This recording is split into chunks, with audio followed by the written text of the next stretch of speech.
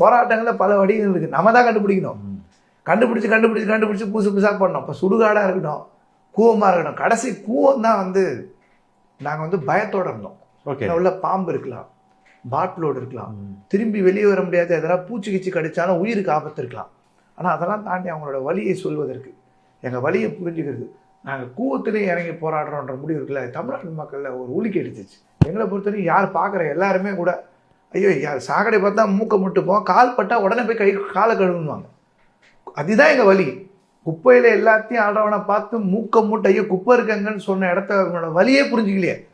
எங்கள் வலியோட புரிஞ்சுக்கிற இடம் என்னென்னா, ஒன்று எங்கள் ஆளுங்க இறந்து போயிருக்காங்க. இறந்து போனவரோட சுடுகாட்டுக்குள்ளேயே போய் எங்கள் தூய்மை பணியாளர் இறந்து போய் அந்த இடத்துல போய் ஸ்ட்ரைட்டாக எரிக்கிற இடத்துல படுத்துட்டாங்க.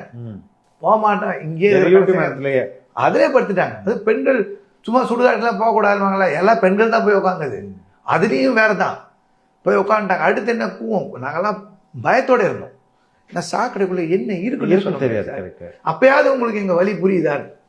சரி, வலி இப்போ புரிகிறவங்களுக்கு புரிந்து மாற்றங்கள் ஏற்படும்ன்ற நம்பிக்கையோட நகர்றோம். இந்த நகர்தல் முழுமையாக நகர்ந்து முடியணும்னு விரும்புகிறோம்.